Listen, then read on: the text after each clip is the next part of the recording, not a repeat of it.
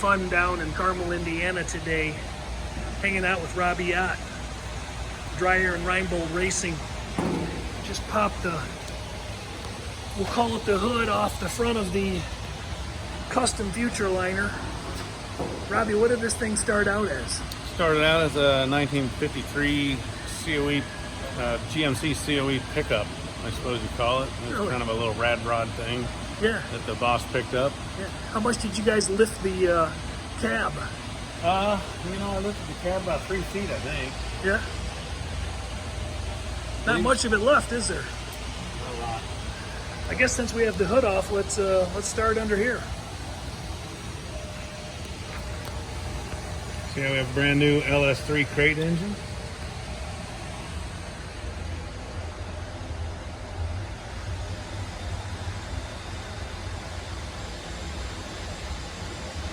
What else we got? We got Ride Tech air suspension on it. Little train whistle. Train whistle's nice. That's a nice effect. Train whistle's hooked up on a remote control, so the boss can just fire it off whenever he wants. All right, all right. You built that radiator housing, I would assume. Yep, built radiator housing, air box. You're quite a fabrication artist. What else did you build underneath the hood? If you catch back there, we built the fuel tank and all the framework, obviously. Yeah.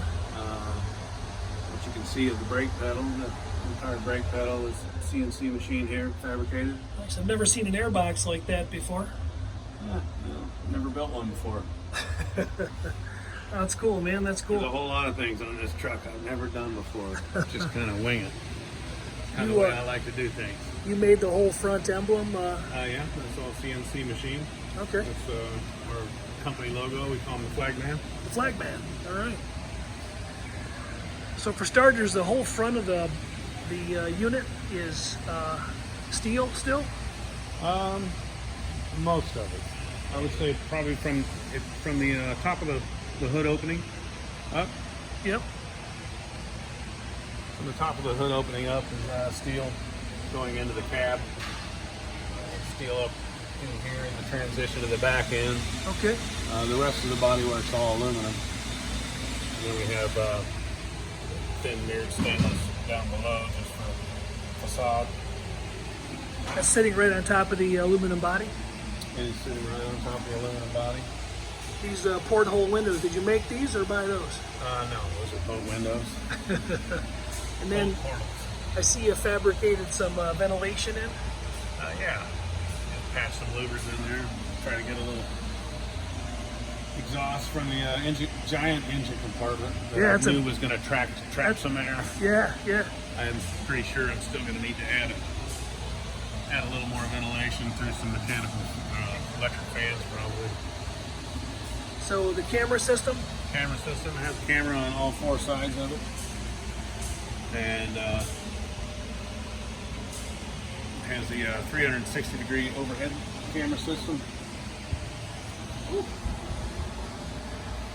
Pretty cool porting of the exhaust. Yeah. You built the exhaust system yourself? Yeah, built the entire exhaust system. How long is the bus overall? It's 21 feet. 21 feet. 21 feet and about 9.5 feet tall. Some pretty awesome hinge work you machined there. Yeah, these are all custom designed machine hinges to allow the door to hinge around the highest point here on the Mohawk, as we call it. The Mohawk. Mohawk. All right. Very cool. So everything's sound deadened and insulated. Everything's sound deadened and insulated. Got your chair hangers. Automatic lighting. Yeah. Then your air conditioning unit is up there. The air conditioning unit. Air conditioner and heater as well. What is that? It's a Transair bus air conditioner, basically. Okay. All right. Power inverter in the back. Yep. And when you pull this pin, pull that out, will you? Ah, This is kind of cool. he's fully equipped with ready for a receiver hitch, Nice. so we can pull the boat Yep. Little hidey hole for your pigtail. Hidey-ho.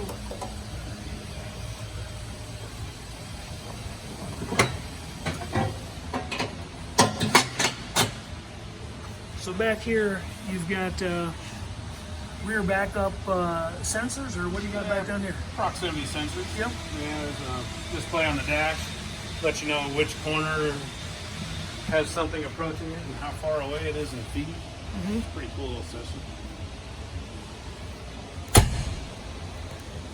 Boy, the fitment, everything you've done here. You spent how long building this? Just over 2 years. Wow. Yeah, fit and finish is definitely what I'm into. All by your lonesome, huh? Yeah, I had a little help from the guys around here. Show us down the side of the bus. What do we got? All right. This is the fun side. Wish we could pull this out a little farther, but this is about 7.5 feet of unsupported cantilevered teak tabletop. Teak tabletop. Yeah. Yeah, you'd mentioned all the wood and All the throughout wood the is buses. teak. Yep, that's cool. And we got a little hidey hole here for a pop-up tent. Okay. Slides right out. Got a nice vintage look with these old VW door handles, yeah? Yeah. The idea was kind of go for like an old vintage refrigerator. Yeah? Very nice. Design the hinges kind of in that spirit, I suppose. Okay. Those are made as well, so they lift you up nice and high, so when you're opening up the door, it misses, there's no window calamity there. Correct. Allows the door to fold 180 degrees without crashing. That's awesome. So down here we have some common looking storage bins. Yeah, it looks like it's your normal cubby hole, or they call it belly locker, but it's not, of course. We're going tailgating. That sets up nice. And you have this hinged. Yeah. You can slide this up here and give it a nice little lock. Locks it there so nobody's going to knock it over. So nobody can close it on you. And I'm assuming this hardware is not store-bought either, huh? No. I looked at the radius on all these door lockers, and pretty interesting. You made all that, eh? Yeah. Machined the little cutouts for these locks, and machined all these pieces for the hinging part of the brackets. Oh, cool. And I suppose it was no accident that you lined up that interior trim panel with the outside of the bus. Yeah, we wanted it to all kind of just blend in when it was open. Man, that is slick. Look at that. That is an eye for detail, my friend.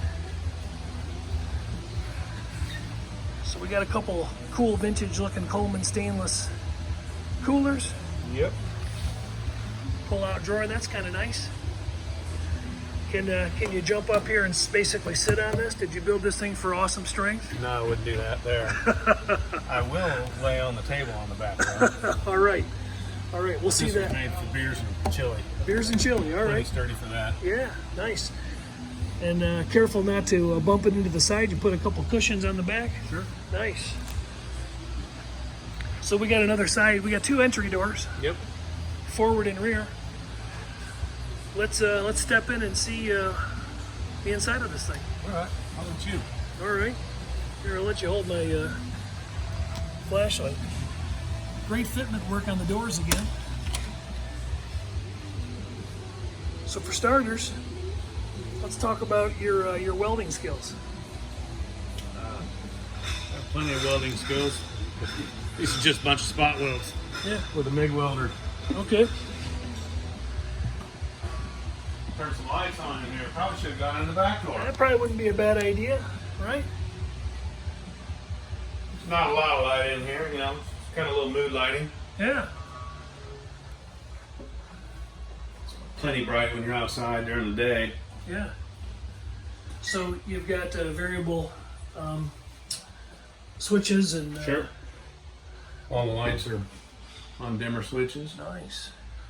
Got lights underneath the bar. Yeah, the bar's cool. You built these cup holders, I guess. Sure. Yeah. So what did you do here? Talk about fabrication a little bit. Putting them on the spot here. Yeah, well, that's usually how it works. Just put me on the spot and I make it happen. All right. There's no plans for any of this. I didn't draw anything. The only parts that are drawn are the parts that are CNC. All right. So I can see some of the light grinder marks. So basically, you just DA'd this. So now the top of this is stainless. Okay. But the rest of the bar and all these seats is nothing but DA'd and cleared steel. So as you can see, we're starting to show a little patina, and that'll come more and more with time. Right, that's kind of the effect you were looking for. Sure. I like it on the edge of the cup holders. It kind of matches that teak wood paneling. Yeah, it'll all come together. Yeah, these door pockets you made, these are awesome. Those are beautiful. So what's the story on this leather hide? Well, it took the boss quite a while to find the exact color he was looking for. And he bought 6 pelts, and when we pulled them out, noticed there were some scars and about a little brand over there. He was very adamant that that did not disappear. Uh-oh, number 39. I think so. I think that's what that is. These are machined speaker covers? CNC machine speaker covers. Nice. Done by yours truly, I would assume. Yes, sir. Kind of a satin vintage green on the walls. Yeah. Or is that's not really satin, it's really almost a hot rod? It's a satin, matte. It's not quite matte. Yeah. Just All right. a little bit of sheen. The barn door, that thing's bad to the bone. Let's talk about that.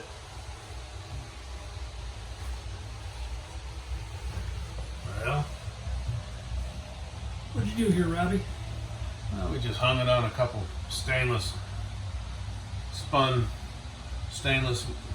wheels, I guess you call them, with some Delrin inserts, and did a wheel on the bottom as well.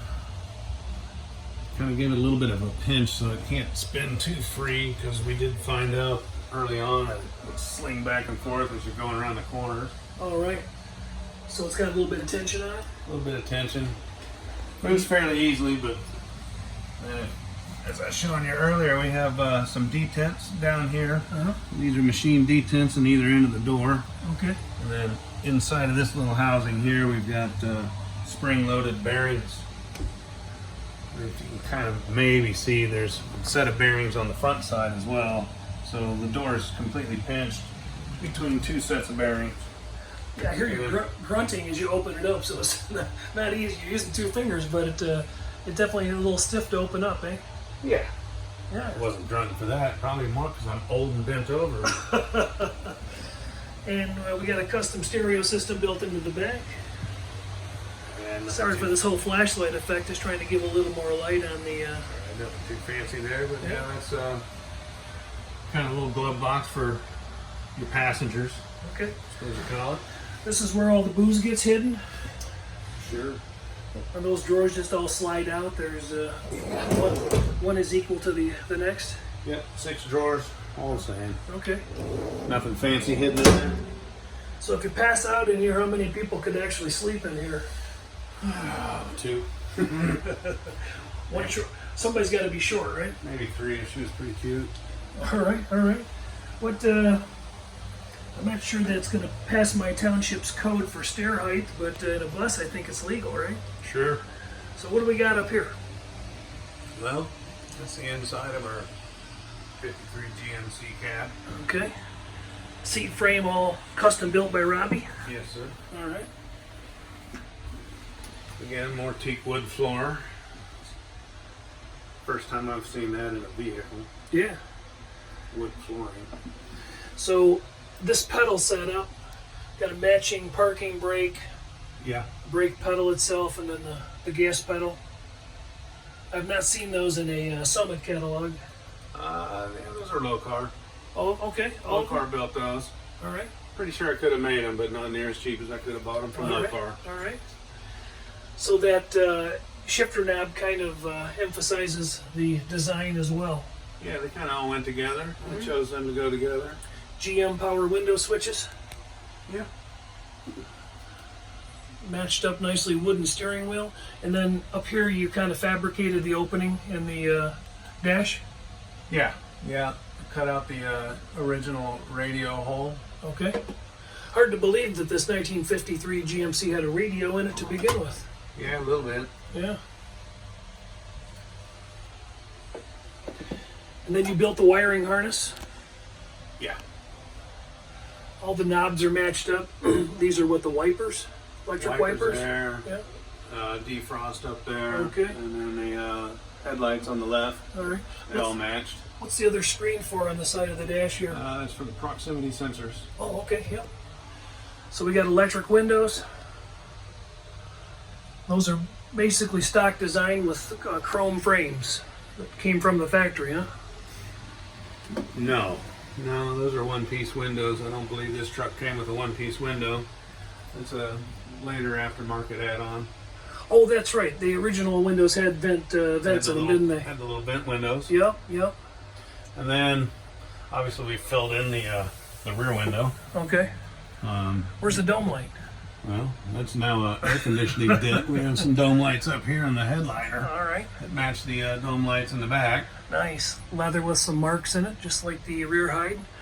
How many hides in the truck?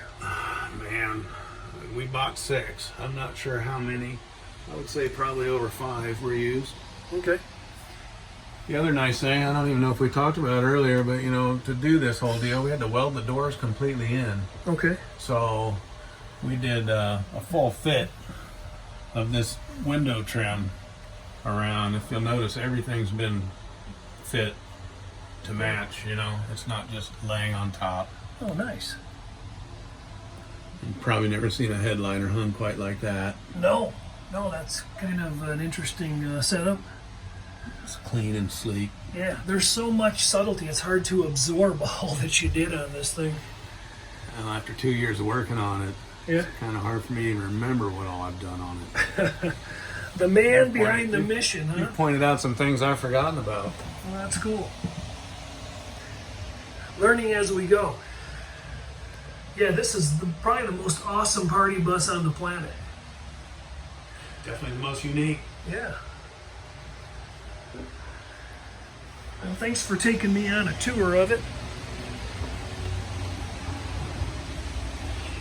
It's actually titled as a 2020 motor coach, right? I believe so.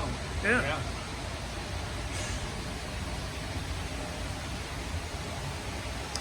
Jason Phillips hanging out with Robbie Ott today.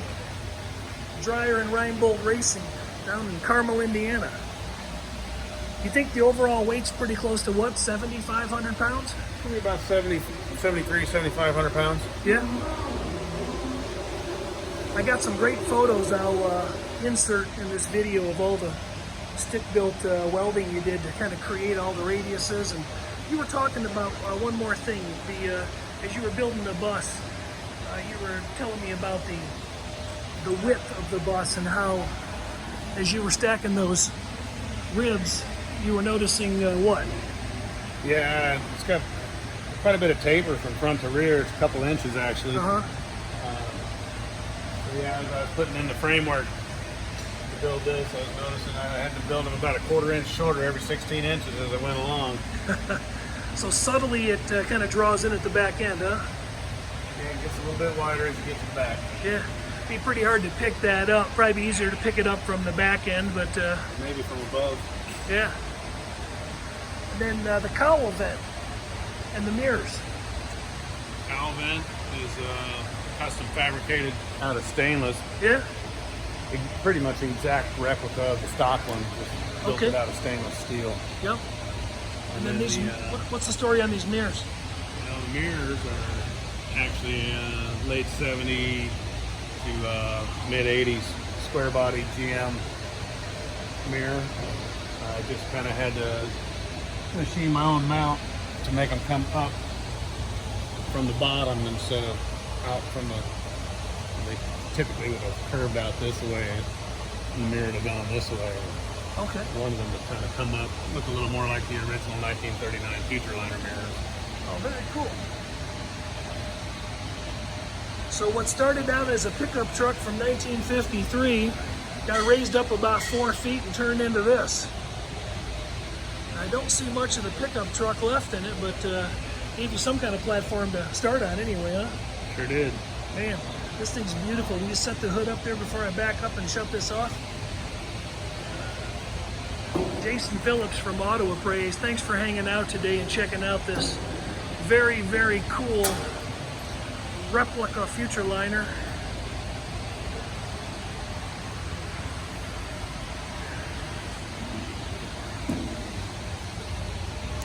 Quick peek underneath in my one-shot video. Second pinion, airbags in the back. You saw everything from underneath. LS3.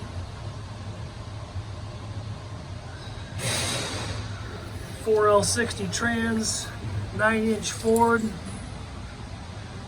Any idea how it's geared, Robbie? That I do not. Our engineer put that together. Okay. Will it go over 50 miles an hour? Oh yeah.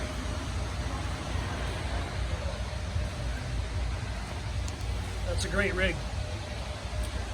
All right. Have a great day. Thanks a lot, Robbie. Thank you.